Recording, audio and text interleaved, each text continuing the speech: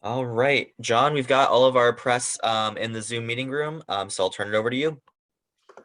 Thank you. And I would like to first off thank Senator Murray for this opportunity for us to share some of the exciting things that are going on in the state of Washington and welcome you. And I'd like to turn it over to you for any opening remarks you may have. Well, great. Well, thank you, John, and thank you to everyone who's joining me on this today. I really look forward to hearing about how the American Rescue Plan is improving our ferry services on the peninsula and really around our state, because like so many people in our state, ferries are a part of my commute. So I know firsthand just how important they are to keep things running quickly and keep us on schedule and keep us safe. So I know, and I want you all to know, I know how important and reliable public transit means to our families and to workers and to all of us. So when COVID hit actually and just devastated our public transit agencies, I really knew that the federal government had to step up. And without those usual daily riders and fares, costs really rose and revenues disappeared. And just like we've seen with so many industries, it's really hard to keep your services up and running when workers are out with COVID. So I've been doing what I can at the federal level to help by pushing to get our ferries and our other transit services the financial support that they have needed through the American Rescue Plan. And since it passed last March, that plan has been really an important lifeline for our state's transit infrastructure. And I'm looking forward to hearing from all of you today about how you are using that. Because actually, thanks to that plan, Washington State Ferries have now received $86 million to cover operating costs and another $2.9 million to make major upgrades to services. State and regional transit agencies have also received funding, including more than $30 million for Kitsap Transit to help keep our public transportation, including our ferries, running. On top of that, I'm really excited today to hear more about how Maritime Blue is using its $500,000 American Rescue Plan award to electrify ferries and reduce their impact on the environment. I know they've already received some funding through the bill, and I'm hopeful that they can get more to help really develop these new electric ferries. So the American Rescue Plan has been really critical in helping our ferries continue to keep people moving during this pandemic. But just getting through this rough patch by itself wasn't enough. We really saw an opportunity to finally make that infrastructure week a reality and make the kinds of investments in public transit that have been missing for way too long. So last November, I worked with others to build on the progress we made with the American Rescue Plan and passed our Bipartisan Infrastructure Law, which is the single largest investment in public transit in our nation's history. And a big part of that, which I specifically worked on to include, is the billions to electrify and modernize our ferry fleets and upgrade our ports. And what that means for people in Washington State is less pollution and congestion, shorter commutes, communities that are better connected, and new jobs being created. There's a lot more we can do to make sure every part of our state's public transit system is where it needs to be for commuters. And I want you to know, as a senior member of the Senate Appropriations Committee, I am working to get even more funding for infrastructure grant programs, which actually put major federal dollars towards public transit and save our taxpayers in our states billions of dollars. So whether it's the Bipartisan Infrastructure Law or our annual spending bills, I want you all to know I am fighting in the Senate to make sure Washington State ferries have the support they need to get people where they're going quickly. Because from one ferry commuter to another, we need to keep our ferries running smoothly, on time, and at full capacity. So I am really grateful to all of our participants today for joining us. I'm really looking forward to hearing what you are doing on the ground. And with that, let me turn it back over to John. And you are on mute. It's only been 2 years, John. It's okay. I was going to say it's only been 2 years, but thank you, and I apologize. Thank you, Senator. And I would like to now pass it off to Secretary Millar for Washington State Department of Transportation. Thank you, John, and good afternoon, Senator. It's a pleasure to join you today to discuss our pandemic response, how we'll be using the American Rescue Plan funding, and our ferries electrification initiatives. WashDOT operates the Washington State Ferries, the nation's largest ferry system, second largest in the world, which is a transit system, a part of the Washington State highway system, and a vessel and terminal operator. We work with many federal agencies, including the Federal Highway Administration, the Federal Transit Administration, the U.S. Maritime Administration, and the U.S. Coast Guard. We value our federal partnerships. We want to thank you for your support for critical federal funding that allows us to provide these essential services. We transport nearly 24 million customers a year on 10 routes served by a fleet of 21 vessels. We operate and maintain 20 terminals. We also have agreements with 2 counties who provide passenger-only ferry service utilizing our facilities. Over the past 2 years, the impacts of the COVID-19 pandemic and a global shortage of mariners has led to extraordinary service challenges. At the lowest point in the pandemic, our ridership had fallen 75% and walk-on riders were down nearly 90%.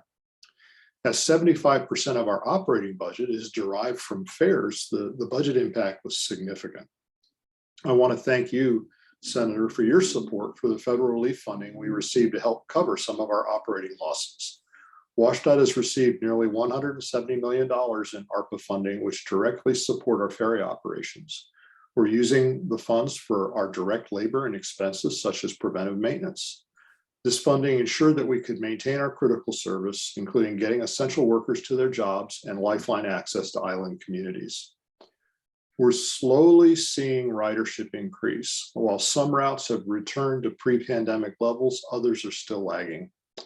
We're working diligently to provide the right level of service while constantly communicating with our customers about impacts. And as we look forward to the future, we have both extraordinary challenges and extraordinary opportunities.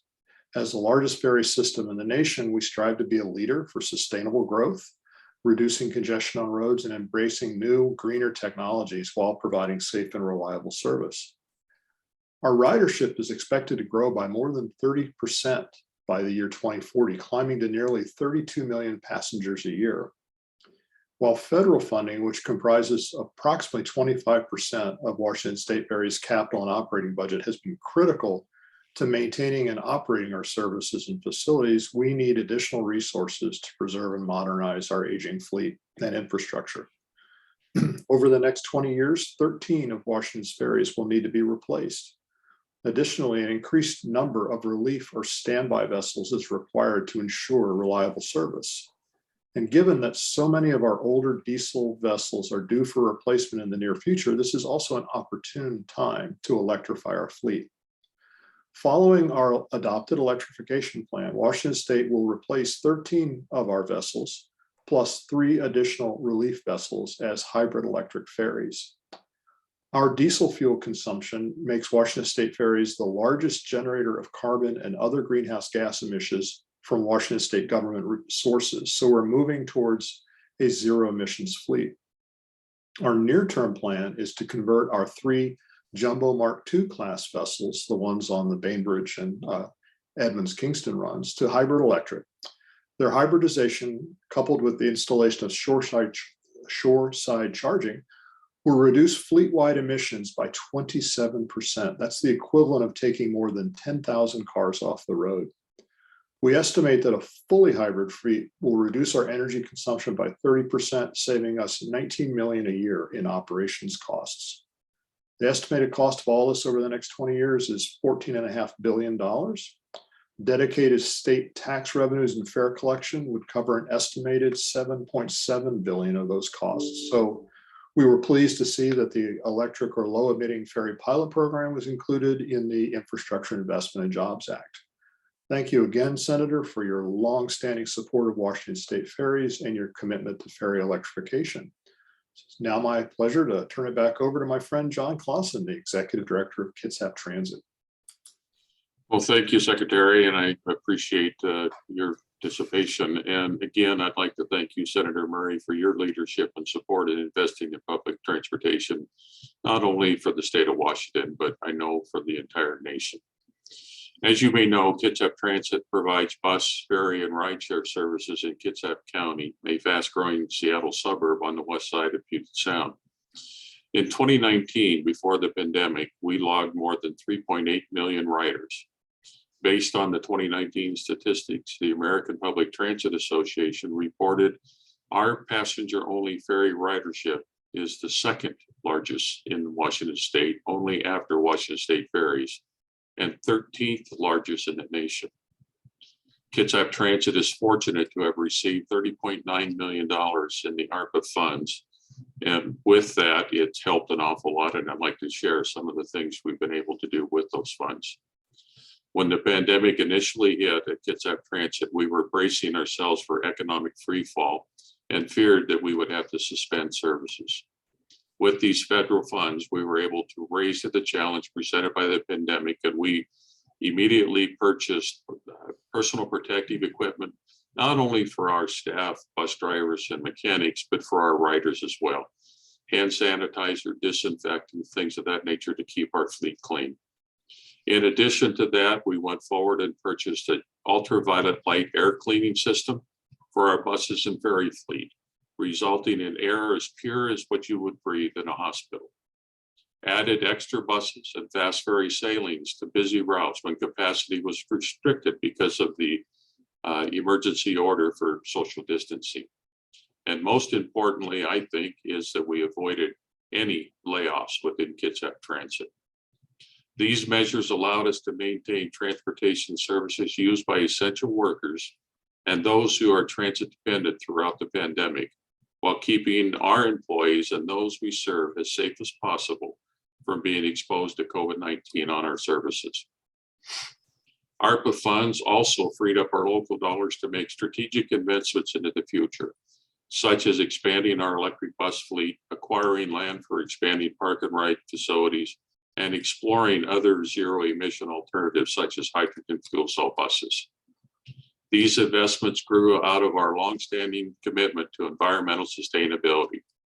We are one of a handful of transits in the nation registered under the ISO 14001, a global standard for environmental management system. The ISO certification covers our bus depots in Bremerton and Paulsville and our ferry operations in Bremerton. And now with the Bipartisan Infrastructure Act, the largest federal investment in public transit in history, thank you again, Senator Murray, we can start down the path of replacing some of our diesel buses that were built in the early 1990s. In addition, we are working on a future where the idea of a zero emission fast oil ferry can become a reality. We are delighted to learn that the Kitsap Transit's Bremerton-Seattle route has been selected as the design route for this innovative project. Since Kitsap Transit launched passenger-only ferry service on this route in 2017, ridership has hit new records each year, and we've had to add sailings to meet the demand. The service allows people to travel between the two cities in a half an hour. The vessels move through the wake-sensitive bridge passage and has the speed up to minimize the wake. Zero-emission fast oil ferries could have a huge impact on this route in several ways. One, we could dramatically reduce our greenhouse gas emissions. Two, electric vehicles are generally a lot quieter than diesel ones, so we expect the ferry would have environmental benefits to the marine life in the Puget Sound. And three, a fast oil ferry would mean moving across the water with less of its hull in the water and currently reducing the wake potential impacts through rich passage. Kitsap Transit, along with its partners, was awarded a Federal Transit Administration grant in 2020 to complete a preliminary design for the state-of-the-art battery electric hydrofoil ferry. Now with our partners here in the state, we are ready to take it to the next level. And now I would like to turn it over to Lisa Briam from Gloucester and Morgan Famberg from Gloucester as well. So Lisa. Thank you, John. Good afternoon. It's an honor to be here with you, Senator Murray, to talk about the foil ferry. My name is Lisa Renahan. I am Vice President of Gloucester, 115-person naval architecture firm headquartered in Seattle, and Managing Director of Foil Ferry LLC, a joint venture we formed with Paul Beaker of Beaker Boats in Anacortes. Paul is well known internationally for his cutting edge work on foiling racing boats, notably Oracle Team USA's epic victory in the 34th America's Cup. You see some heads nodding. With Gloston's deep bench of engineering talent and our extensive body of work in the design of ferries, research vessels, and offshore wind and wave energy technologies, we are the right team at the right time. Foil ferry is a concept whose time has come. Foiling technology has existed for decades. You may recall the Boeing jet foils from the 70s.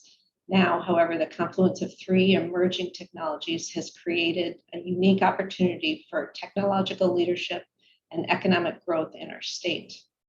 First, carbon fiber.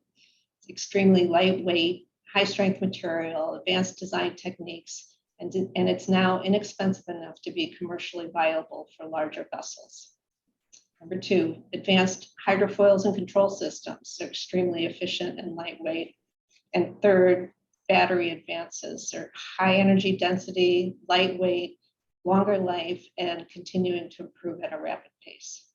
So the carbon fiber hulls are light enough and the batteries powerful enough that electric propulsion is feasible.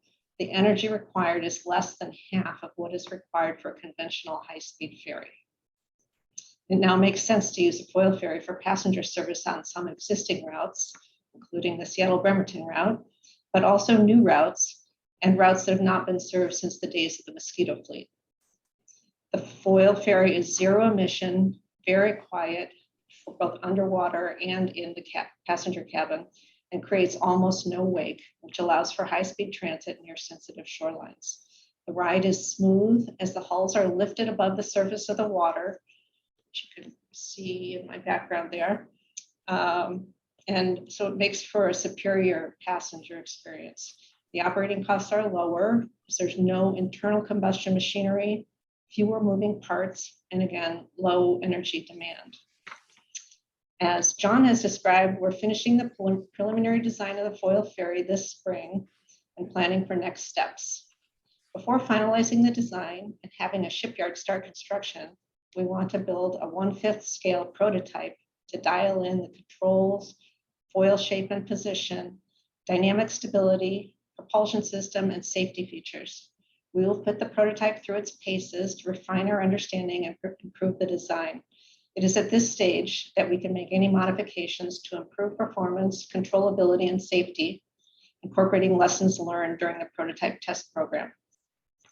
We'll then complete the design, working with partners and vendors, funding agencies, and Kitsap Transit.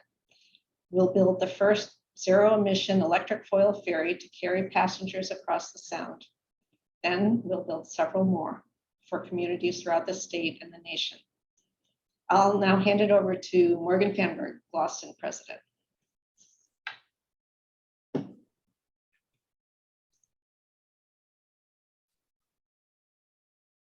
Sorry, I was chasing the mute button. Thank you, everybody. Thank you, Senator Murray, for the opportunity of bringing everybody together for this great discussion. I'm Morgan Fanberg, President of Gloston. I have the distinct honor of leading a great company here. We're boat people near and dear to our hearts, and I too ride a ferry every day, so this is a huge topic for me. Washington's tradition of having a strong maritime industry continues.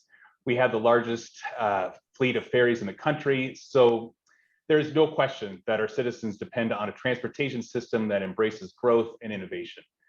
Washington has the right resources to implement technological advancements in this industry, and we also have the key partners to support a growing population that will no longer be dependent on burning fossil fuels to move quickly and efficiently around our waterways.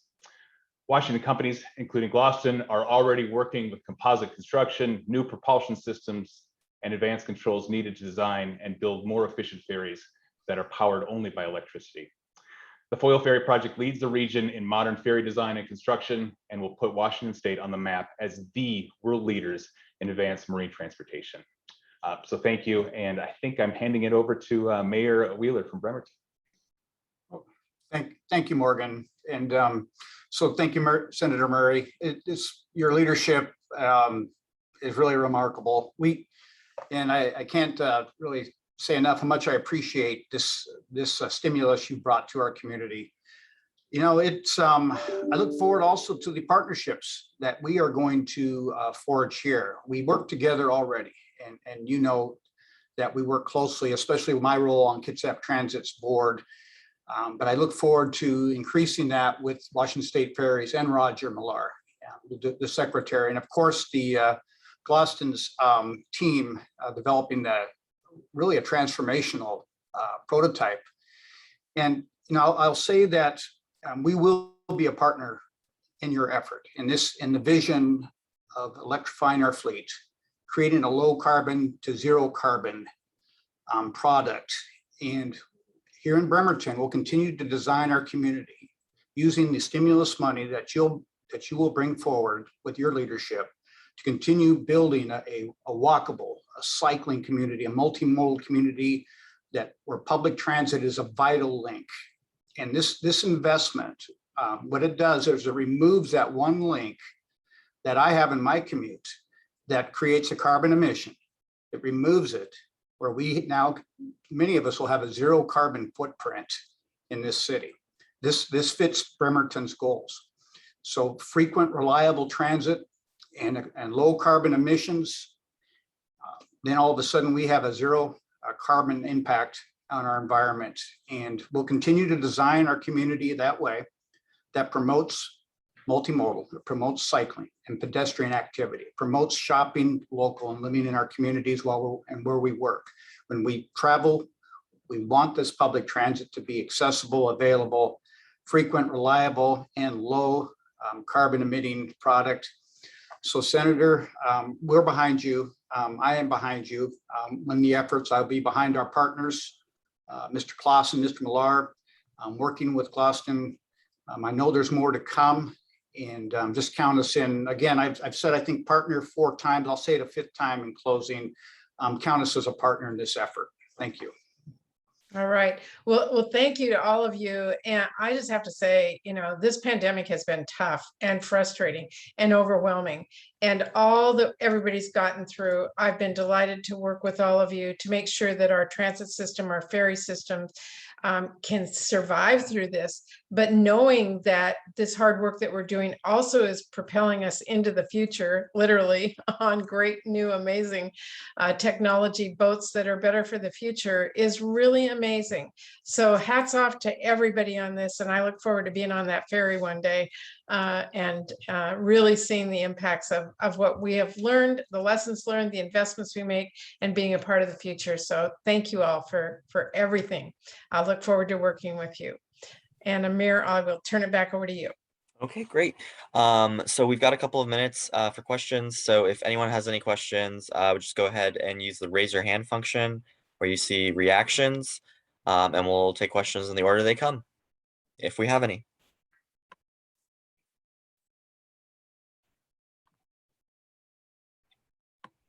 Okay, I'm not seeing anyone raise their hands, but I see a lot of reporters in our meeting. So if you're having trouble with that, just go ahead and unmute yourself.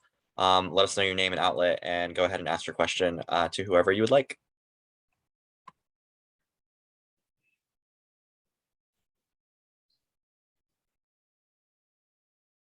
Okay, great. Not seeing any other questions. This was recorded. It will be distributed widely. That ends today's press call. If you have any questions, you know where to find us. Thanks, folks. Looking forward to seeing you all on the ferries. Take care. Thanks, Thank everyone. you. Stay safe. Thank you. Thank you, Absolutely. Senator. Thank you.